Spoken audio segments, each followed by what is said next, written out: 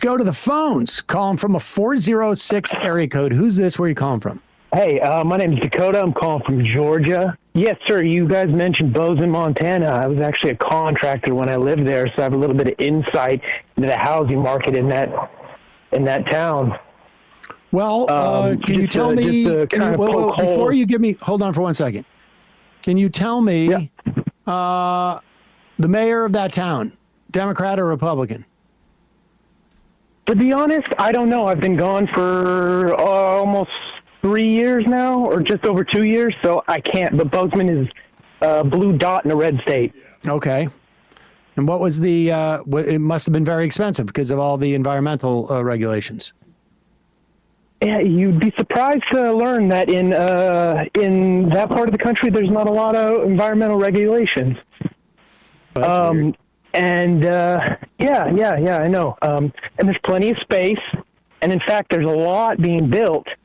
And I actually got priced out of the housing market, so that's why I left. So, it's almost like supply and demand doesn't fix everything. It's red versus blue issue. Yeah. I mean, I think obviously they need more supply, but the idea that it's necessarily the cost of building is a function of or can be diminished by getting rid of protections of regulations for people isn't necessarily the enough of a panacea to build an entire movement on. Yeah, no, for sure. And Ezra seemed to be dodging the point, and I've seen it firsthand where it's kind of capital that runs the show up there, big money interests that come in and buy up all the land. So, people that have lived there their whole life can't afford to buy a home. Big money, you say? Interesting. I find that hard to believe. Mm-hmm. Okay. I appreciate the call. Yep, that's the best. Thank you. I know so many people that there's like jobs in Montana working in the recreation stuff, like ski slopes and lodges and that sort of stuff. Often you have to live in like housing your boss provides. on the resorts. Yep. Yeah. I mean, this is largely, it seems to me, a story of wealth inequality. And, I think largely, and there's no doubt, I'm sure, that there are regulations that make it difficult for people to build. And those are no doubt weaponized by people with lawyers and have the money to weaponize them. But getting rid of them is not going to, all you're doing is taking a tool off the table, not the will to stop those things if they want to. Right. And if it involves like local legislation or whatnot, like there is no, I think there is no sort of broad-based movement that can be built around pinpointing which regulations are inhibiting things. And, we've got a bunch of emails regarding my talk with Ezra. And I mean, clearly he's done some reporting on this. The real issue I had with his book was less about the specifics of what was inhibiting the high-speed rail in California or, the building costs in San Francisco, but rather as a movement, as they refer to it, or as Derek Thompson said. Yeah, an agenda, but also one that they see as being an internecine fight amongst Democrats, as if one is to come out ahead rather than this being sort of like a small bore set of fixes, and also as something that you can run as a political agenda. I mean, people are putting hundreds of millions of dollars behind supposedly the abundance agenda, and outside of some narrow housing fixes in blue states, it's unclear to me what it is exactly that what exactly is this political message, But people send emails. Yeah. And yeah. I got emails from people who worked on the high-speed train debacle in California. And the original sin, someone pointed me to this, where is it? Wasn't moneyed interest behind killing that? Well, certainly, but the big Elon, right? original sin was the idea of how ambitious it was. Yeah. It instead of going between just L.A. and San Francisco, it had to stop through close to a half a dozen other small cities. And apparently, the first company that was brought in that did the high-speed rail in France said you can't do it this way. And now, it's possible that environmental groups somehow said you've got to go through these secondary cities when you build this train. It's possible that low-income equity people said you got to go through these, or it's more likely that moneyed interest in these cities said you got to. The only way that we're going to sign off on this and give the political power for this to get built is if you go through these other cities, and that became almost impossible to do. You cannot get from here to there in 6 hours if you are stopping in these different places because of the physical limitations on the train. And you have to make that choice that we're going to go around these cities and this is going to be this, and then maybe we will backfill this stuff.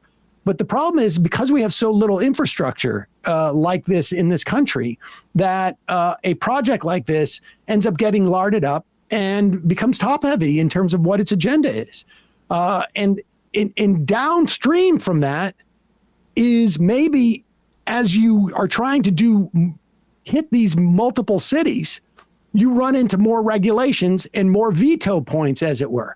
But the original point was the original sin was how ambitious of to have multiple stops on this rather than make it high speed from one location to another. And right.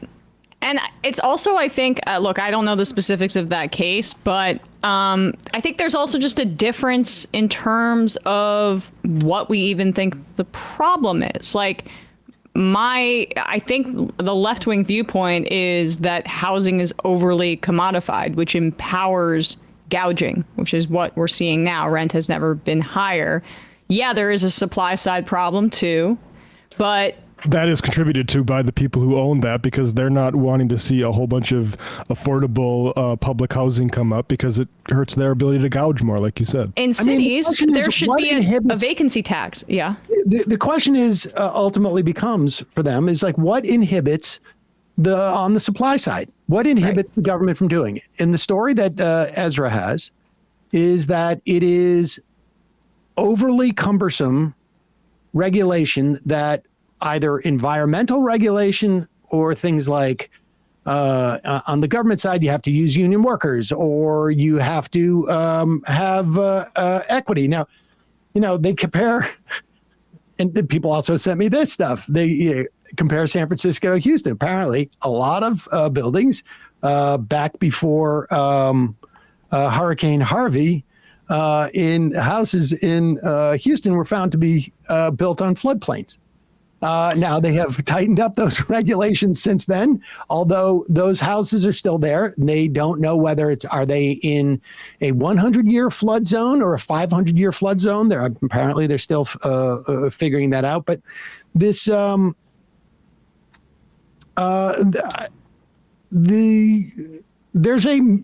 would imagine in each situation, there are different things that contributed to whether it's, hurting housing in San Francisco. But if you go upstream from that, you realize there's a structural problem that inhibits the supply side government from providing these things. I mean, not just mention the Faircloth Amendment.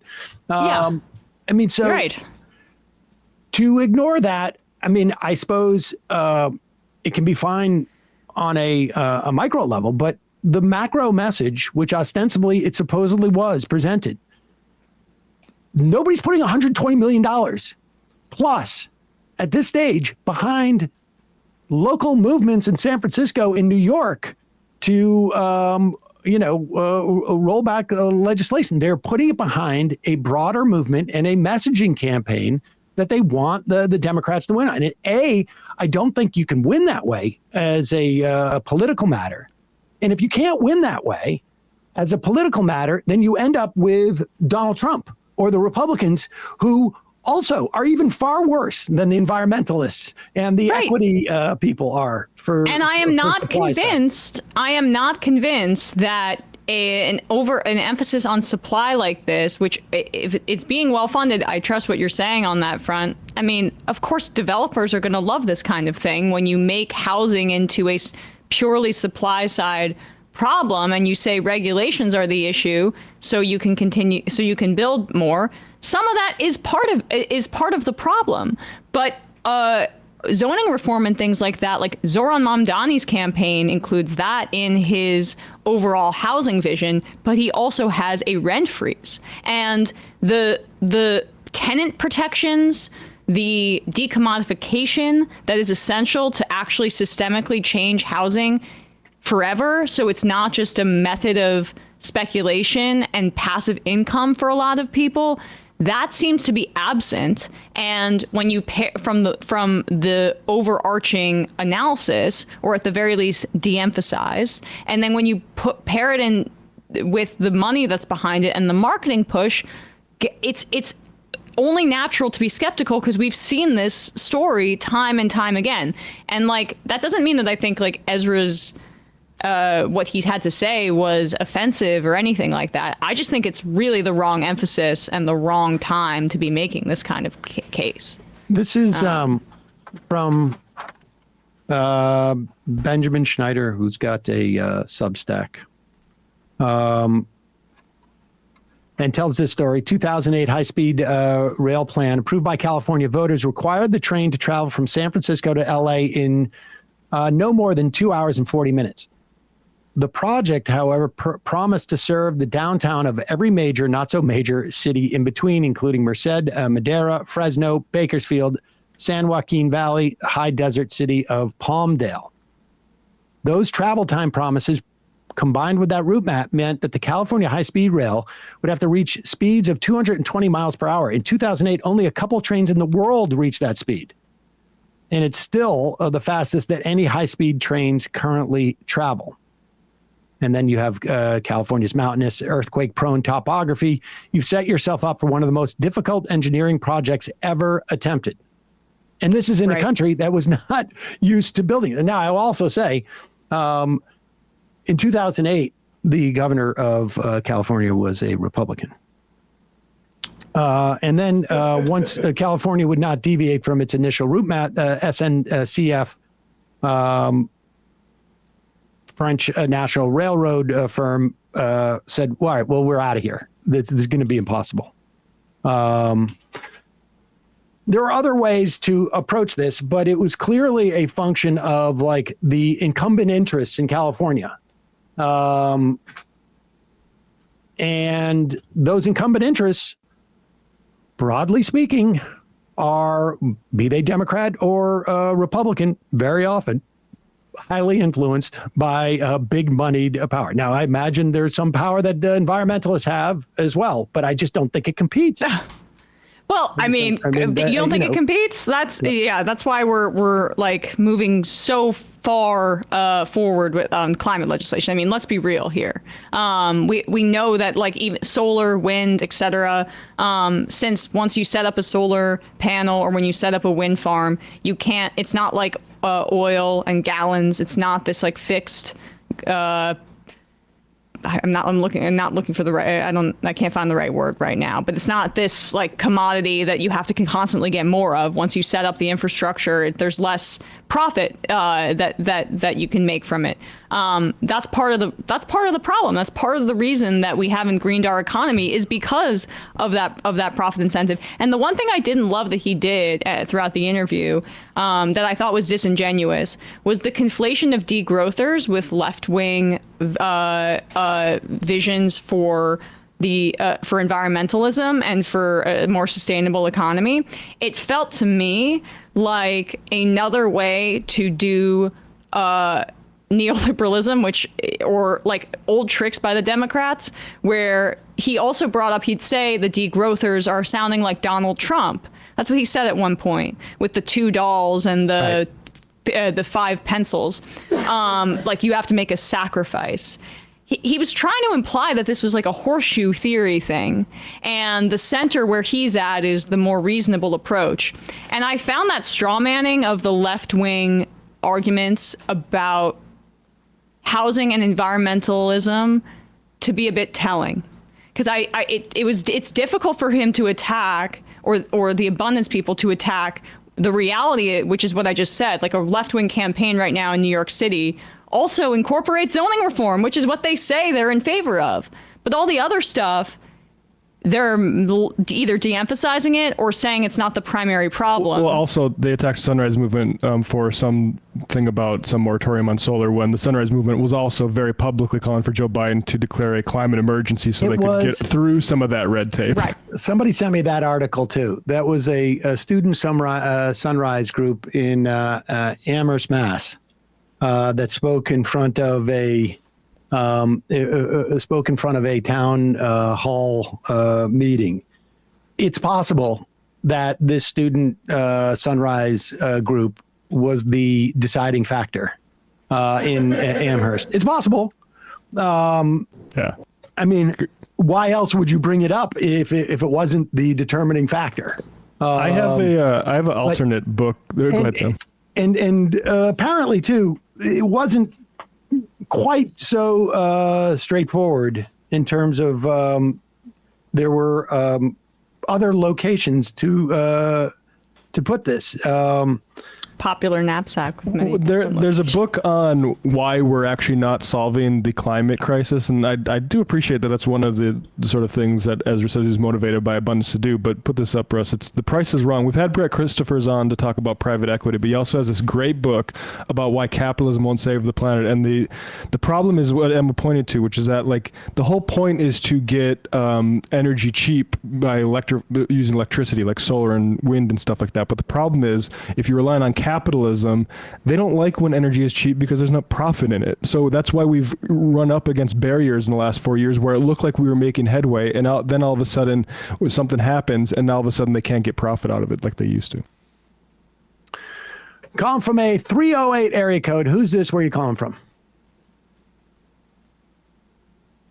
308. Sorry about that. I was on a pivot. It's very windy. Give me about 5 seconds to get to some shelter. Kowalski from Nebraska, everybody. Yeah, what's going on? Are you on a tractor? You're out in a rainstorm, or what's going on? Cornfield. It's currently blowing 45 miles an hour, and I'm trying to get some irrigation running. That's tough. Is that the wrong time to be doing that? Yeah, right? Is that water going everywhere? Well, am I watering the neighbors? Yes, but then the neighbor that's upwind of me is watering mine, so it all works out. That's so beautiful. It's community. Yeah.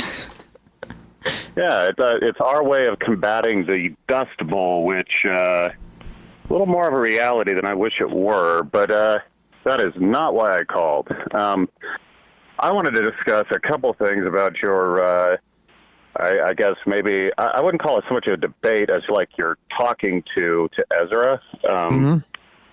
So a few months ago, I believe, Matt, you had been talking a lot on Obama's monetary policy with the quantitative easing, right? Yeah, I mean, and generally that government action was directed towards banks and not, say, homeowners. But yeah, go ahead. Well, you see, that is what Ezra is advocating for. In a nutshell, like, there's no regulations on it, or there really wasn't much. It was just putting money out there and investments being made where they were made. And if you have something like quantitative easing, people who have money are more likely to borrow money and thus invest that money wherever they see fit. So, without regulations in place, you're just going to end up with the wealthy getting wealthier because money begets money just as power begets power. So from my perspective, when he talks about this like abundance agenda where we have to get rid of regulations, all you're going to end up doing is empowering the same people who still have power. That like, I think he would argue, to be fair, I think to be fair, I think he would argue that these crises are so so urgent that if that's the price you pay for getting housing, more housing, and drawing down the price of housing, then it's worth it. It's just but hard it wouldn't work. Well, why wouldn't it work? Okay, so quantitative easing gave us the cheapest capital for like, it might have been ever, like the cheapest money you could possibly borrow for investments, and it didn't improve housing. I looked this up after your interview with him. Guess how many homes were built in the aughts, like the whole decade of the aughts? How many millions of homes? I would say I'll give you a hint. It's 25 million. 25 million. I would say a lot. Yes. Yeah, the decade prior to that in the 90s, about 25 million. Before that, 23. Before that, 22. Seems like every decade we built around 25 million homes, 20 to 25. Do you know what it was for the 2010s when the cost of capital was the cheapest it had ever been? I'd bet that it was a tenth of that. Less than 6 million. Wow. Wow. Because Do you know which decade we lost the most homes? Lost? Like to storms. Yeah. Oh, well, I would imagine It was that the same 2010s. decade. Yeah. Yeah. So if you actually look, after the '08 financial crisis, a lot of housing construction companies went out of business. Makes sense. The whole industry had collapsed. What were the three places in the United States where the housing market started picking up the fastest first? It was Arizona, Worcester? Texas, and Florida. Okay. Worcester is unique because Worcester is a lot like Lincoln, Nebraska, a mid-sized community that had institutions that could keep borrowing money, and thus it created more economic dynamism that attracted people. Worcester also missed the entire run-up of the value of real estate, and basically Boston got so big that Worcester ended up being. They couldn't build to the east, so they built to the west. But Worcester was up there. Yeah, a lot of mid-sized towns did all right because, I mean, if you have a university, you have like hospitals or something like that, you have cash that'll keep flowing through no matter what the economy's doing. So you'd have people who can borrow money. That's right, kind of the issue. Wealth begets wealth. But anyways, the three states that had a lot of housing built was Arizona, Texas, and Florida. Why were these the three locations? Because people like to retire where it's warm. Yeah. The people who had the most money financially after the crash were people on the verge of retirement, but they did not sell their homes in the Midwest or in the Northeast. They kept them. Why? Because they would appreciate in value. So the new homes that got built did not end up going to new families. In fact, we've seen the sharpest drop-off possible with the cheapest capital possible. On top of that, California was another large recipient of quantitative easing, but it all went to the tech sector. What did the tech sector do? It just created a bunch of disruptive technologies. The big one was Airbnb, which also reduced the housing supply. That cheap capital also allowed groups like BlackRock to purchase the existing housing supply, as well as in the state of Texas. Are they building houses? Yes. More than anyone else? Yes. But they were one of the largest recipients of capital investment because of the fracking industry. Every year, like $100 billion got funneled into the state of Texas. Of course, there's going to be more money around to do the housing, not to mention because they have all of this money going into the energy sector, the energy's cheaper there, so manufacturing makes more sense. And because they're getting all of this cheap capital, they don't have to have as high of taxes. So their tax rates go down, which attracts more people. Like, it was just a feedback loop. In California, their big deal was the tech sector. Those guys weren't spreading any of the money around. I mean, yeah, cheap energy is going to spread money around through your economy better than anything else, but it was just like a different dynamic. And to the point of deregulating housing construction, California was already pushing the limits of where they could build housing. Like, there's actually not a lot of land to build there. If you really think about it, a good chunk of the South is desert. you don't want to build there. You don't have water. But did he also just completely forget what happened to California in January? How many homes were lost in LA County due to fires because they were building homes on high elevation points that are difficult to service with utilities? Like, Yeah. a firestorm wiped out thousands of homes. The book was probably written before that.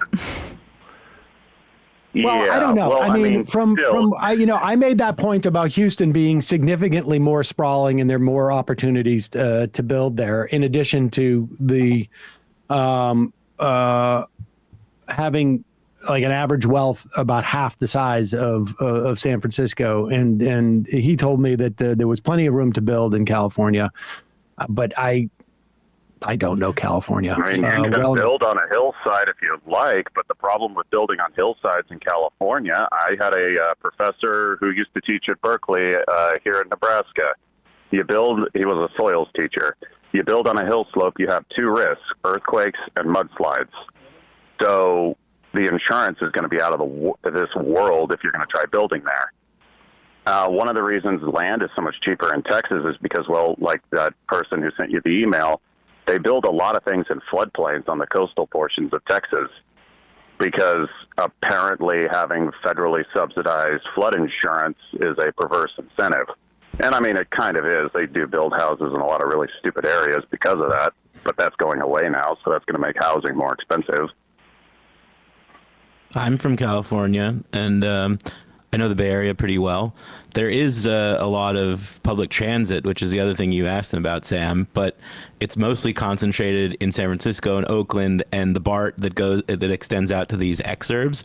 All those places are super built out.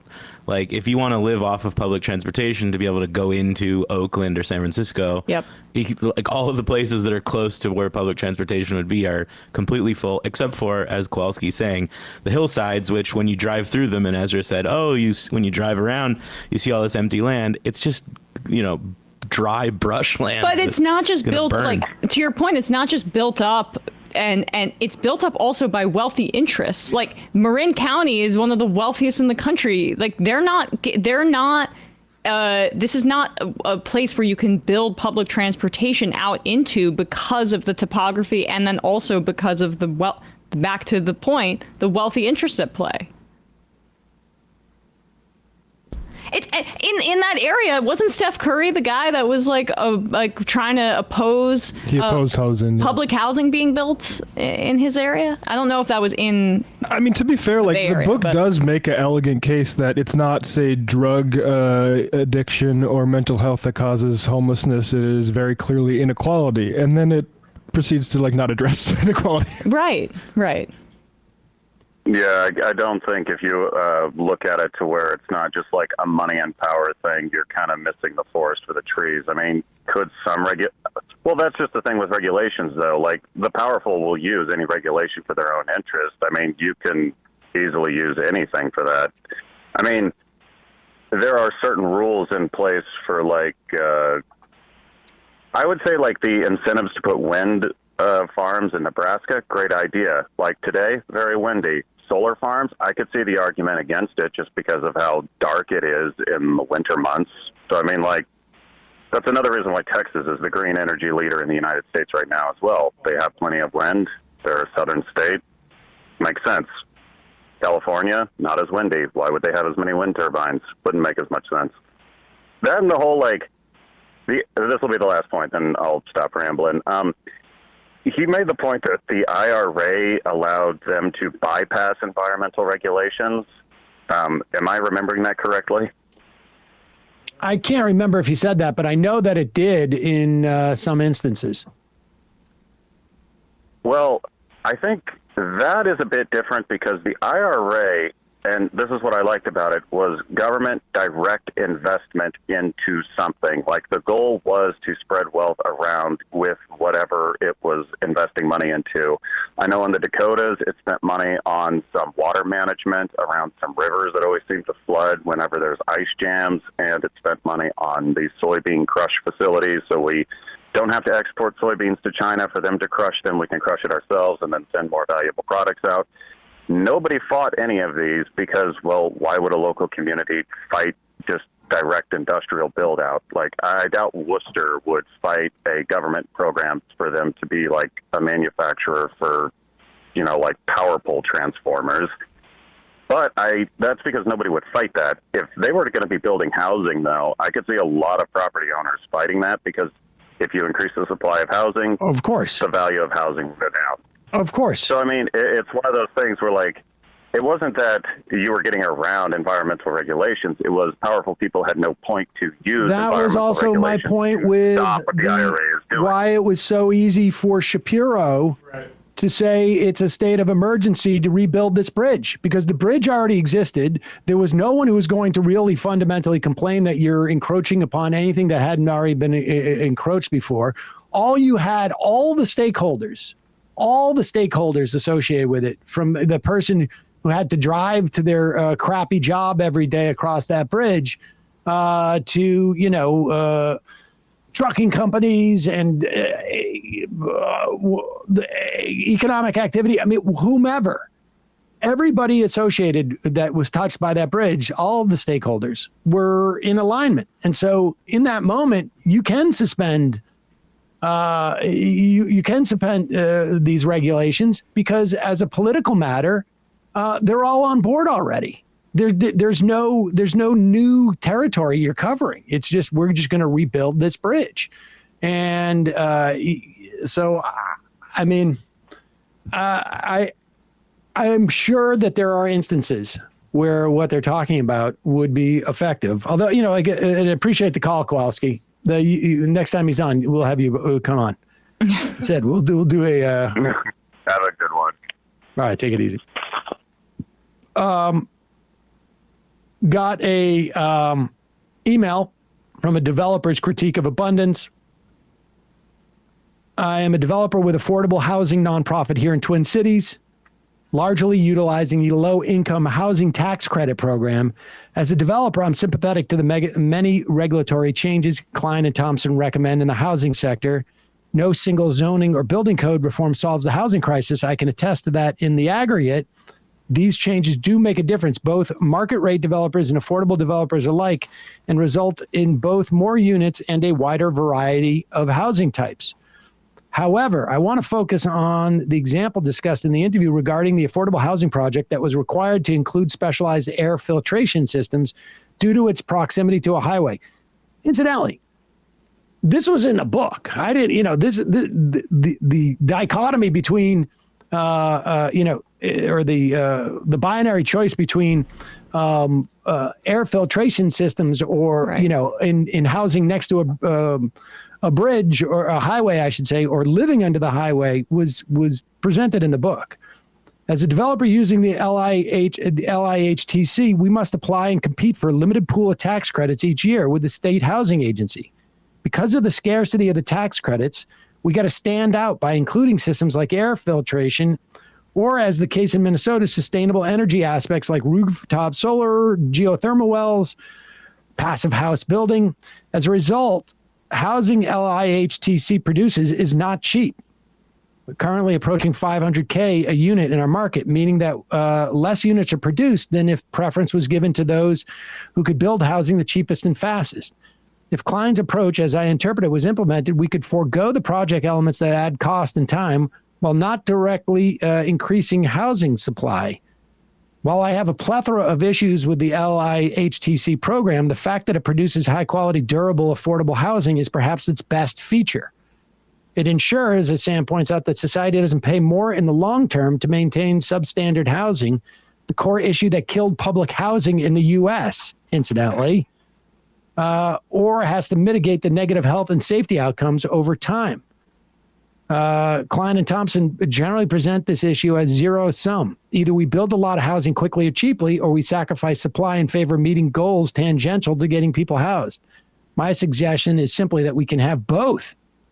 The only reason why that requirements like air infiltration cost us affordable housing units is, ironically, because of the scarcity of both resources and people to do the work. If we implemented policy solutions like increasing the LIHTC allocations to states or making Section 8 vouchers an entitlement to those who qualify, our country would certainly be capable of producing high-quality, affordable housing at the necessary scale. Now, both of those, the LIHTC is a supply, increases supply, and the Section 8 is a subsidy of demand. And then he goes on to say, I think this speaks to Sam's critique of the missing analysis of power. These reforms aren't technocratic in nature and require a mass political movement to achieve. That is exactly the point. And I may not have been as articulate about that as I should have. It was difficult to get him to stay in one plane or the other at times, I found. But Well, I think what are you going to do? you did well. You're hard on yourself again. Calling from a 352 area code. Who's this? Where are you calling from? Is this me? Yes, it is you. Hey, Sam, Emma, and Matt. Sam, I called on Wednesday about the Klein interview. I was a little bit nervous, so I forgot to bring up a couple things, but in your discussion with the last couple callers, I wanted to bring up that I think the best argument against what Klein is sort of talking about is Atlanta, where I'm at. We had the Cop City go in where there were a lot of environmental reviews that were skipped or that showed that putting it there would be detrimental, and those were just ignored because they could be ignored. In addition, a lot of our lower income housing is being ripped up to put in quote unquote luxury housing that oftentimes sits empty. And that's not entirely what the full reason I called, but I wanted to mention that first. Okay. All right. And then quickly, second one. Yeah. So I wanted to do a little bit of a PSA. My research work is in usable privacy and security. I was really worried when I saw that Hassan got detained. I think you all have talked about how you can turn off biometrics fairly easily. There's also a couple of different things you can do. Even just having Signal installed, they have some adversarial files in there that at times screw up their systems when your phone is plugged in for decryption, as well as some other things that I'm working on, and hopefully we'll be able to come to you all with in the near future. Jump into the Discord with it too. I think people would appreciate it there. Yeah, absolutely. All right. What was your name again? Yeah, and last thing, Jacob. I'm in Atlanta. I'll be gone soon. But last thing, I've taught ethical theories in computer science for a while. You may be happy to know that Tim is 120% wrong about everything. Whoopsie. Appreciate the call. Yeah, thanks. Because you're not having real conversations. All right, let's take one final call of the day, of the week. Calling from a 512 area code. Oh, Where's shit. that? No. What's that? The caller said, "Oh shit." 512? Oh, shit. You can hear me? Yeah. Oh, shit. Okay. So just quickly, my name is Joe, and I live in Austin. Just a quick thing. Can someone give me who's going to win tonight with the Celtics and the Knicks? I'll hang up and take my answer out the air. Beautiful. Who do you think, Emma?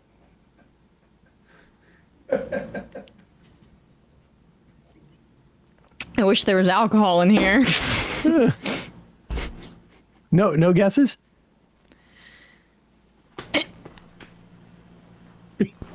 It's just She can't speak. She can't it's speak because of she's my being trapped by her magic. I'm mentally thinking. ill. Very I'm mentally superstitious ill. person we're dealing with here. Oh my God. That's how I feel like I can Let's have just take control one more of my call life. to save Emma. Calling from a 253 area code. This is fantastic. I hope it goes 7 games. Calling from a 253 area code. Hello? Hello, 253. Who's this? Where are you calling from? Gotta be quick. Hey, my name is Frank. I'm from Seattle, Washington. Frank from Seattle. What's on your mind? What's going on, guys? So recently I just picked up a book. I'm sure a lot of you guys have probably already read it, but it's the privatization of everything by Donald Cohen. And it's just been a trip kind of reading the book and learning about how privatization was pushed in the 70s because, basically, like, to my understanding, because, like, white people had to start sharing public goods like transportation and stuff with, minorities and stuff. And next to Reagan, Bill Clinton actually did a lot to push that kind of privatization. So I guess I had two questions. My first question was, is there ever a time where privatization is actually like a net positive and progressive for society? And the second question was, is there really a big difference in terms of like effectiveness and intention between neoliberal privatization and then conservative privatization? Appreciate the call. We'll take it. We'll answer. Be safe making that turn. Yes. I'll let you. I don't know if there's a difference between, neoliberal privatization and, so-called conservative privatization. There may be, more constraints, but I mean, that's my sense is, when Rahm Emanuel sold off the parking meters in Chicago, it doesn't matter, like what the theory was there. I don't know if there is I mean, off the top of my head, I don't know of a privatization scheme that has been a huge a benefit in terms of a progressive. I mean, I suppose you could argue there was an era where there are in certain circumstances where maybe a couple of charter schools could, at least the original intent was to provide for like an experiment which that was scalable, but it went awry, the whole theory behind charter schools. The UK is not a very left-wing place currently, though it does have I would say a neoliberal Labour government, and they're having to renationalize rail because certain things you try to privatize, it just fails. I think like media, it's probably like decent that's not all coming from the government. But there was never private. Public exactly. in this country that was privatized. I'm trying to think of something that went in this country from public to privatized that ended up being beneficial. Like, I mean, I'd have to look at the history of maybe air travel. It doesn't seem like that's getting better as it gets more private. That was just deregulated. Right, exactly. I mean, maybe in the United States, you can't look at it. You could look at like what happened in the fall of the Soviet Union with Yeltsin, right? Everyone's life expectancy went down. Yeah. The fall of the Soviet Union was bad for people. That's a good example of privatization not being good. You look at like depression in Eastern Europe, and it would frankly be better if the USSR never fell apart. Yeah. But we're supposed to be coming up with something where it's good. We can't. This is the wrong place to ask. Yeah. What? Isn't there another show that must be? Let me change my life. To privatize? Yeah. I mean, tweet at Ezra Klein. It's gonna be pretty awesome. I don't think he's for. I'm joking. Privatizing per se. I think he's just. I'm not saying he'd be for it, but he's more, that vein of they're more sympathetic to privatization than perhaps we are. Maybe not. I just think that their analysis as what stands in the way is wrong. I don't know. Maybe I think there's also probably a difference maybe between Thompson's perspective and Klein's perspective on some of this stuff. There was a theory that I saw on Blue Sky that a while back it was more than likely this book was anticipated as being something to like nibble around the edges of a Biden presidency or a Harris presidency for that matter. And that when the Democrats lost and there was a populist uprising that became adopted in many respects by this sort of like neoliberal money but the problem is if you read it, like there's a and we really didn't get into the part that I think they wrote these things separately, that Thompson had written about NIH grants and how the era in the 70s and 80s and maybe into the 90s of like people saying, why are we spending all this money on doing research on what kind of poop an owl poops out, like all this, where that became a target. NIH had to like impose all sorts of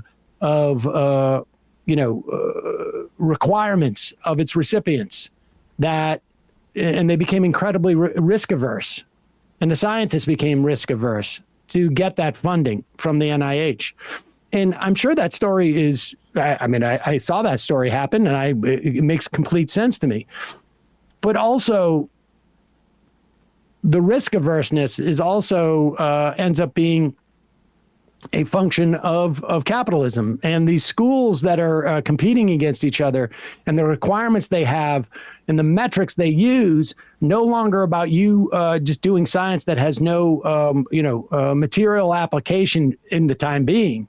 We need to see more material application there. And if this drug company or that drug company is interested in you, then we will have more interest in you. But what you're talking about is an anti-tax sentiment, right? That came from, there was some conservative Democrats, I'm sure, who fell for this. Certainly Bill Clinton was one of them, right? But to draw a line between that is the same thing, government is inhibiting innovation in that way by being risk averse, is the same thing as environmental protections or equity protections or union protections in certain building. That's the connective tissue. Just seems like you're trying to make a mountain out of a molehill in many respects, and then all of a sudden somebody dumps $120 million into that molehill, right? And it starts looking like a mountain. Yeah, one more example of privatization, I think this is kind of instructive, is Thatcher privatizing water. And the results of that are basically initially an increase in investment in even drinking water and bathing water quality. And then over time, you all of a sudden get these companies in debt. There's environmental concerns about sewage discharge. Critics argue that the companies are taking profits and too much shareholder stuff. And now people want it renationalized. So I would say, like, if privatization, it depends what you're privatizing for. If it's to privatize it, then it's not going to be good. If it's to briefly try to like increase some sort of infrastructure, but even then, like if ultimately it's just going to be really nationalized anyway, you're not going to get that investment. So I would say that's probably the best example I can get of a positive privatization. And even that, like, no, it doesn't work ultimately to privatize something like water. Right. Hey, folks, don't forget to hit the subscribe button and check out our daily show. We do it every day at 12 p.m. Eastern for about 2.5 hours. We even take phone calls. You should check that out.